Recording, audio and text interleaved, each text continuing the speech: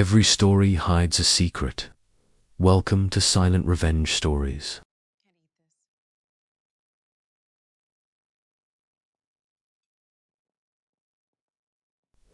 The sweetest victories in life often tastes of struggle and sacrifice.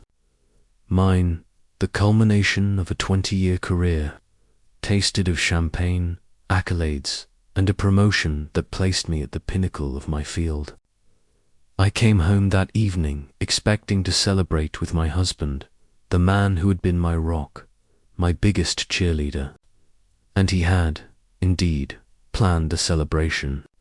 But as the aroma of my favorite dish filled the air, a scent I knew better than my own name, a cold, terrifying truth revealed itself. My husband wasn't celebrating my life. He was trying to end it. My name is Dr. Lena Washington. At 45, I had just been promoted to head of research and development at one of the nation's leading biochemical firms. My work was my passion.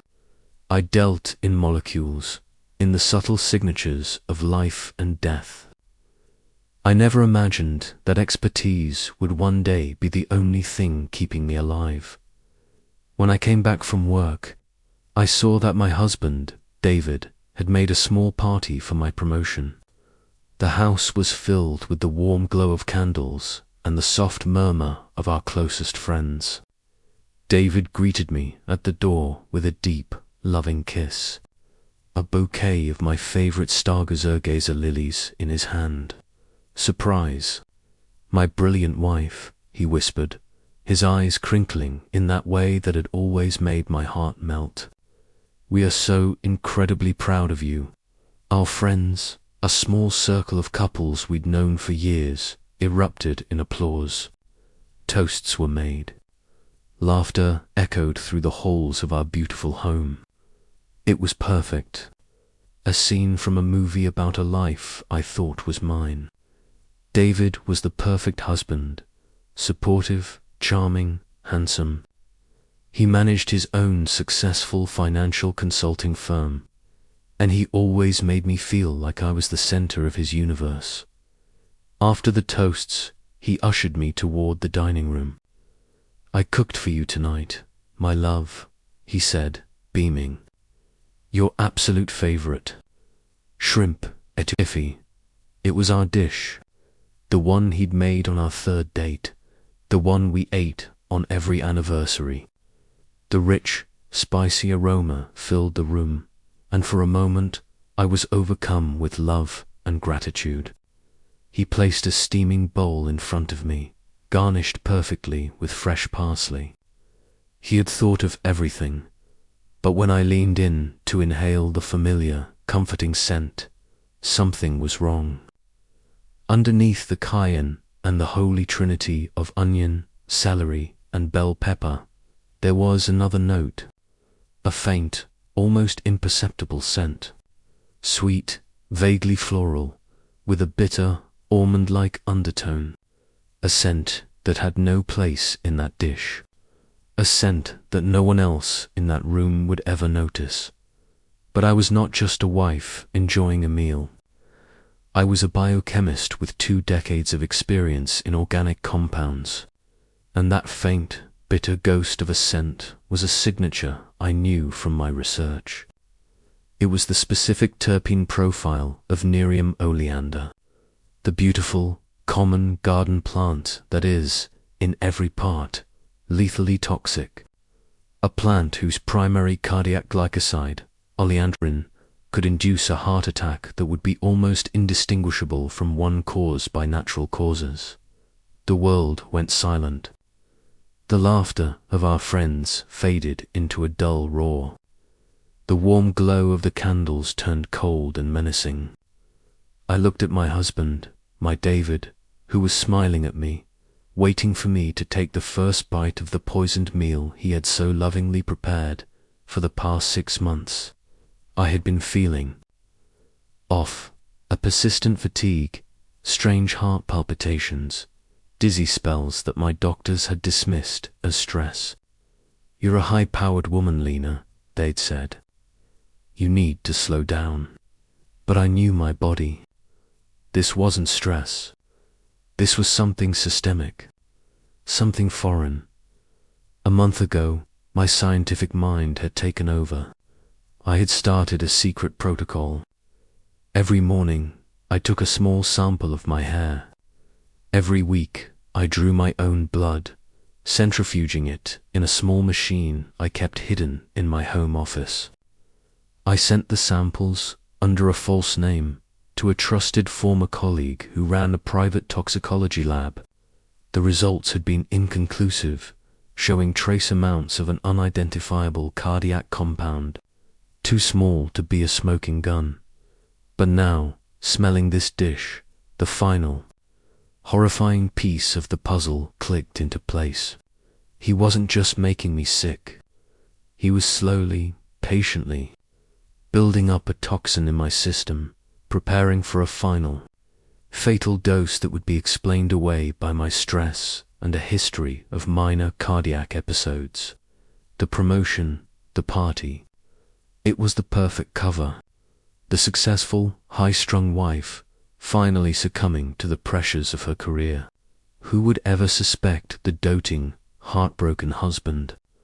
I had to get out, but not in a panic. Not in a way that would raise suspicion. I needed to execute my own protocol. I pressed a hand to my forehead, my face a mask of sudden, overwhelming weariness. "Oh, David," I said, my voice a convincing imitation of exhaustion. "It looks and smells divine. But the day, it's finally caught up with me. I'm so sorry, everyone. But I'm suddenly so tired I can barely keep my eyes open." I pretended to be tired and went up to the bedroom. David's face was a perfect picture of concern. "Of course, my love," he said, rushing to my side and helping me up. "You've earned a rest. I'll save you a plate." Upstairs, in the sanctuary of our bedroom, I didn't get into bed. The moment the door clicked shut, the exhausted wife vanished. In her place was a scientist on a deadline. I packed my things to leave in the middle of the night. Not a frantic, emotional packing, but a methodical, precise one. I took my go bag, which I had prepared weeks ago. It contained a burner phone, cash, my real passport, and a hard drive. A hard drive containing every single piece of financial data from my husband's business, which I had been secretly mirroring for the past month. My final act in that house was to go to my home office. I took a small pipette and drew a sample of the etuve from the bowl David had so lovingly saved for me. I placed it in a sealed, sterile vial. This was not just a suspicion anymore. This was evidence. Then I made a call to a man my husband knew nothing about. Elijah Vance, the most ruthless, brilliant forensic accountant and private investigator in the city. A man I had put on retainer a month ago.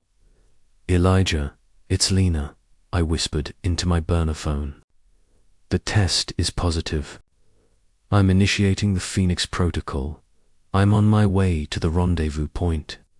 "I'm sorry to hear that, Dr. Washington." His voice was grim but ready. "The nest is prepared. All your assets have been transferred and shielded. We're ready when you are." I slipped out of the back door, a ghost in my own life. I left the sleeping friends, the dirty dishes, and the man who was trying to murder me. As I disappeared into the darkness, I knew this wasn't an ending. It was a transformation. The phoenix was about to rise from the ashes of a life he had tried to burn down, and the fire was just getting started. David Washington woke the next morning to an empty bed and a house that was unnervingly silent. The remnants of the party, the half-empty wine glasses, the plates of uneaten food were a stark reminder of a plan that had gone wrong. He felt a flicker of annoyance. Lena's sudden exhaustion had been an inconvenient delay. He had the weekend to try again. He walked downstairs, expecting to find her in the kitchen, perhaps contrite and apologetic. Instead, he found nothing. Her car was gone. On the cold marble of the kitchen island was a single, folded note. David, it read. Last night was a lot. I need some space to clear my head. I've gone to my sister's for a few days.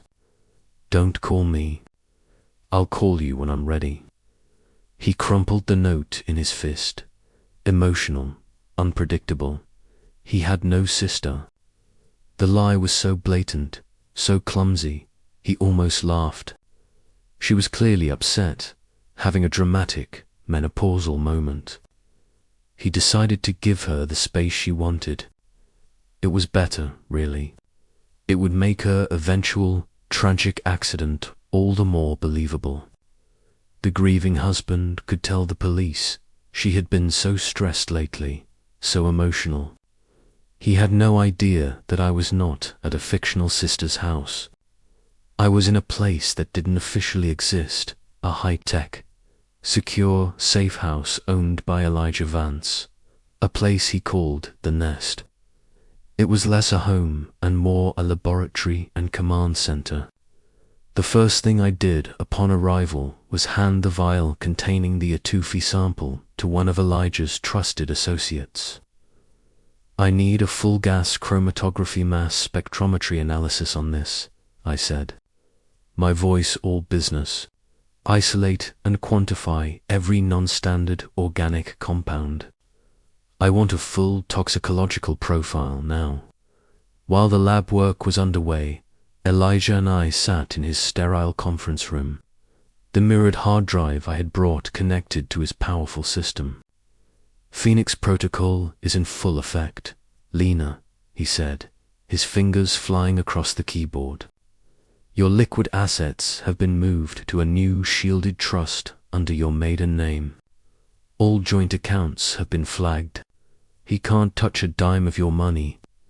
It was never about my money, Elijah, I said, watching the data streams scroll across the screen. Not just my money. There's something else. Something bigger. I can feel it.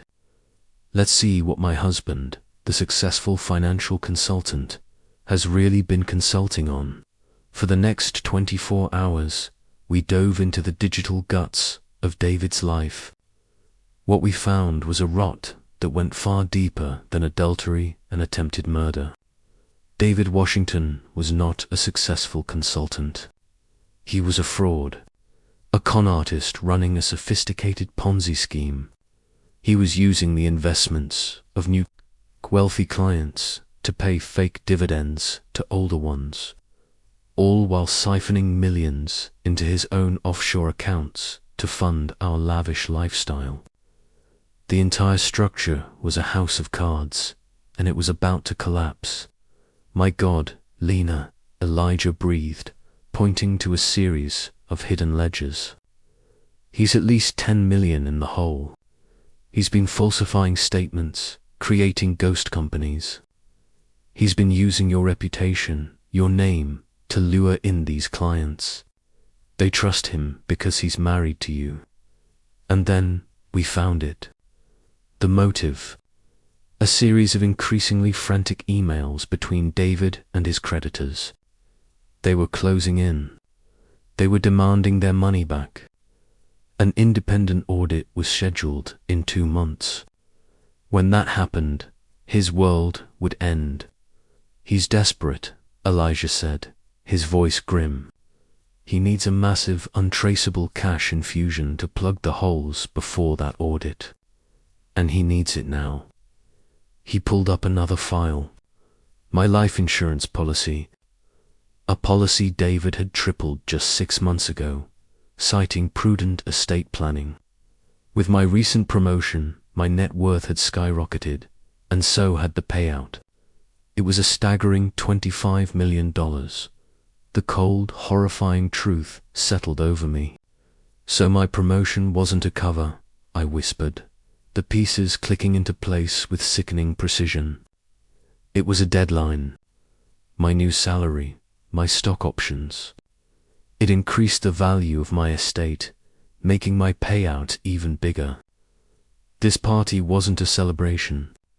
It was an execution date. He didn't just want me gone. He needed to liquidate me. My life was the final, desperate asset he planned to cash in to save himself. Just then, the lab report came in. I opened the file. The results were stark, undeniable. The etouffee contained a massive, lethal concentration of oleandrin. The report also cross-referenced the trace elements with the toxicology from my blood and hair samples. It was a perfect match. He had been slowly, systematically poisoning me for at least 6 months, building a false medical history to cover the final, fatal dose. I looked at the proof of his betrayal, at the numbers detailing his fraud, and the last vestiges of the loving wife I once was turned to ash. He didn't just try to poison me. "Elijah," I said, my voice as cold and sterile as the room around us. "He tried to liquidate me. It's time we liquidated him." Our counterattack was not a frontal assault. It was a quiet, precise demolition. The next morning, Elijah, acting as an anonymous, concerned industry insider, sent a single, encrypted email to the Enforcement Division of the Securities and Exchange Commission. The email contained one of David's falsified client statements and a single sentence.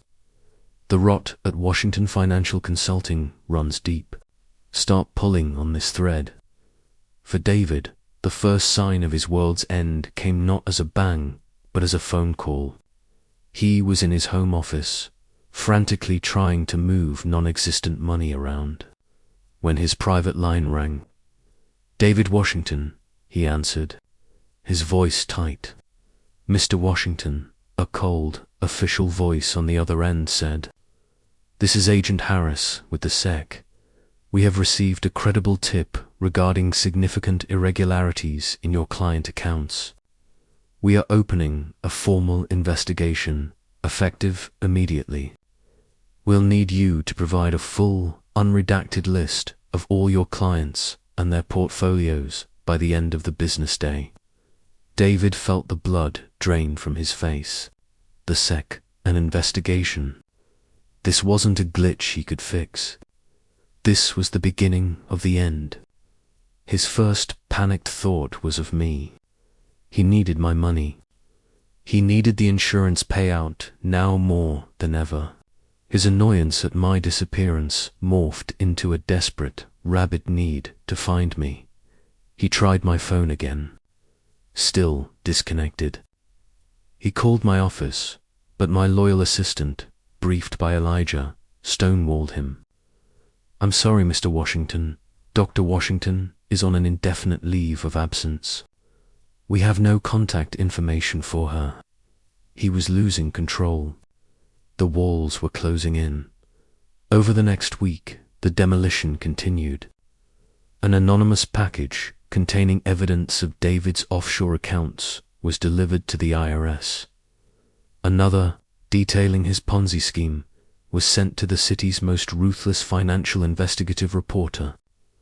The threads Elijah had provided were being pulled, and David's carefully woven web of lies was unraveling with terrifying speed. His clients started calling, their voices laced with suspicion. "David, I heard a rumor. Is everything all right with my portfolio?" He tried to placate them, to lie, to tap dance his way out of it, but the stench of failure was on him. He was a drowning man, and the life raft he had planned to use my death had vanished. He became obsessed with finding me. He hired a private investigator. He called my friends, my distant relatives, anyone who might know where I was. But my disappearance was absolute. The phoenix had flown, leaving nothing but scorched earth behind her. He had no idea I was watching his every move. Elijah had eyes and ears everywhere. I saw the reports of his panicked calls, his increasingly erratic behavior. I watched him transform from a confident predator into a cornered, terrified animal. The final piece of my plan was ready. It was time to stop being a ghost. It was time for the final confrontation. But it wouldn't be in a courtroom or a lawyer's office. It would be on a stage of my own choosing. Of course, the final act is here, and the Phoenix is ready to confront the man who tried to reduce her to ashes. Here is the conclusion to Lena's story. Part 3. David was a cornered animal. The sec was closing in, his clients were a mob baying for his blood, and the press was circling like vultures. His only hope, his only perceived escape route, was me. He became obsessed with the idea that if he could just find me, he could either silence me permanently or manipulate me into using my clean money to save him. He was a man running on the fumes of his own arrogance, still believing he held some power over me. It was time to disabuse him of that notion. The stage for our final confrontation was not a courtroom. It was the annual Global Innovators Symposium, the most prestigious biotech conference in the country. A month before my disappearance, I had been invited to be the keynote speaker. After I vanished, the organizers had respectfully put my slot on hold. Now, it was time to claim it. Through a press release from my company, we announced my return. The story was simple and elegant. Dr. Lena Washington had taken a much-needed private sabbatical to work on a groundbreaking new project and would be unveiling her initial findings during her keynote address. The announcement was a calculated move, designed to be irresistible bait for my husband. It painted me as powerful, in control, and, most importantly, alive and well. For David, this was his last chance. He saw the news, and his desperate mind interpreted it as a final opportunity to get to me before the authorities did. Elijah made sure a sympathetic former colleague of mine passed a tip to David. Dr. Washington would be arriving early to prepare in the private green room behind the main auditorium. The day of the symposium arrived. The grand hall was packed with scientists, investors, and journalists from around the world. Backstage, in the quiet, sterile green room, I was not preparing a speech on biochemistry. I was preparing for the final act of my old life. Elijah stood with me, a silent, steady presence. "He's here," Elijah said, looking at his phone, which monitored the building's security feeds. "He just cleared the first checkpoint. He's using a fake press pass." "Of course he is," I said, a cold calm settling over me.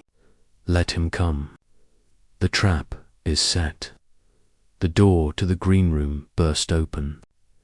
David stood there, his expensive suit rumpled, his eyes wild and bloodshot.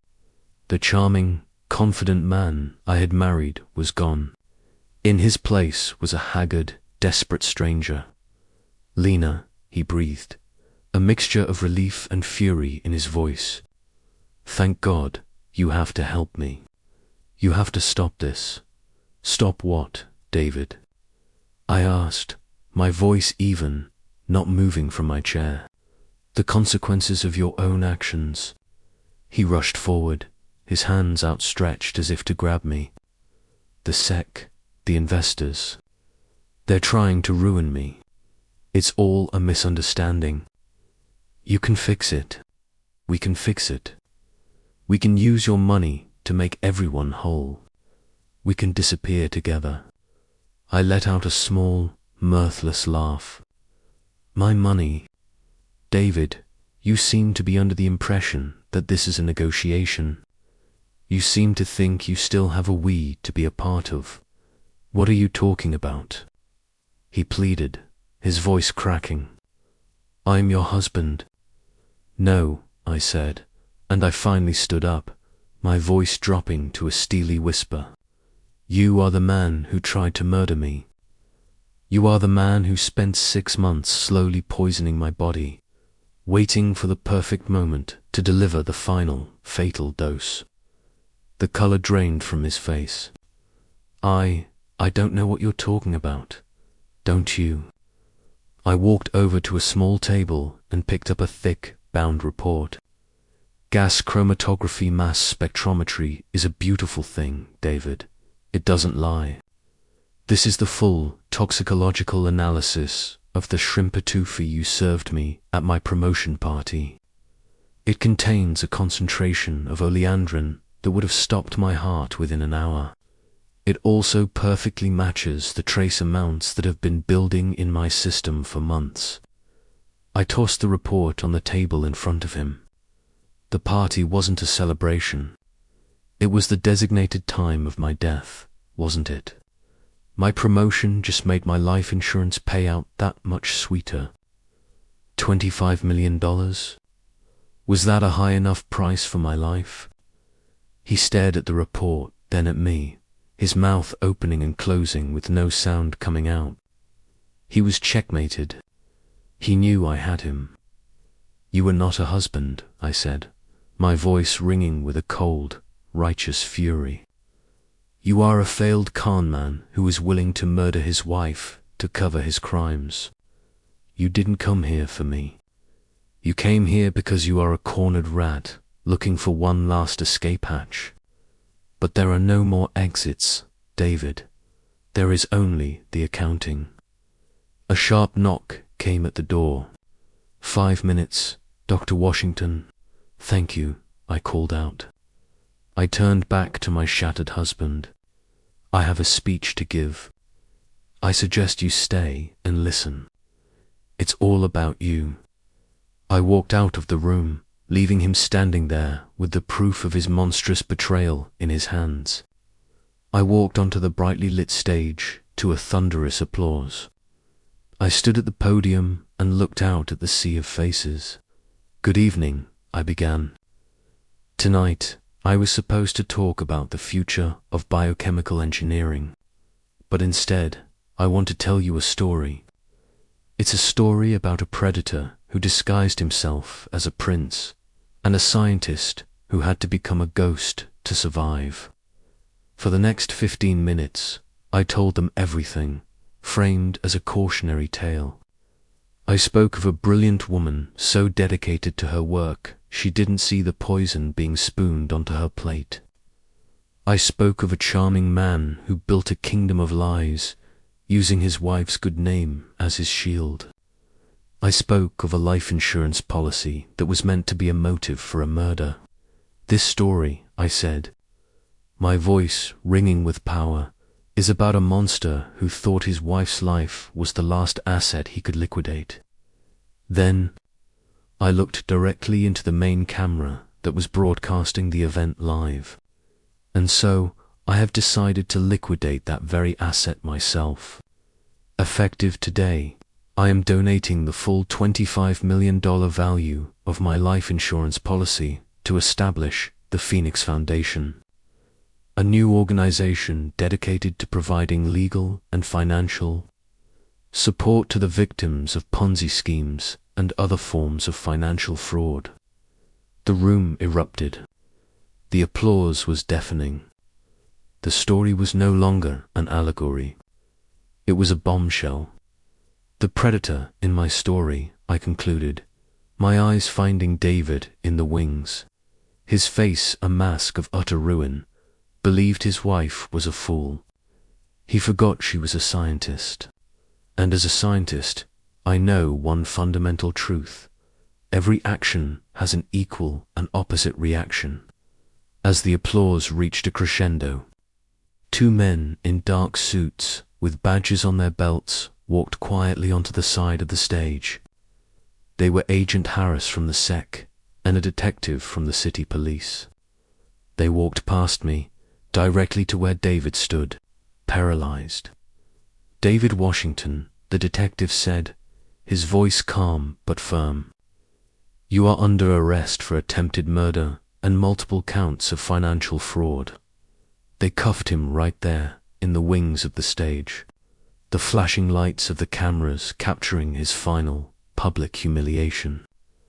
I watched them lead him away, a broken man being taken to face the justice he had so arrogantly believed he could outrun.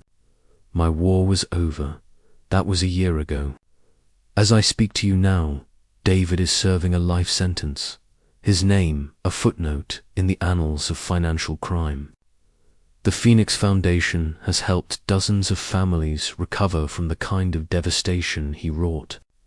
My work at the lab has never been more fulfilling. I am not a victim. I am not a ghost. I am a survivor who turned her own ashes into a foundation for others to rise upon.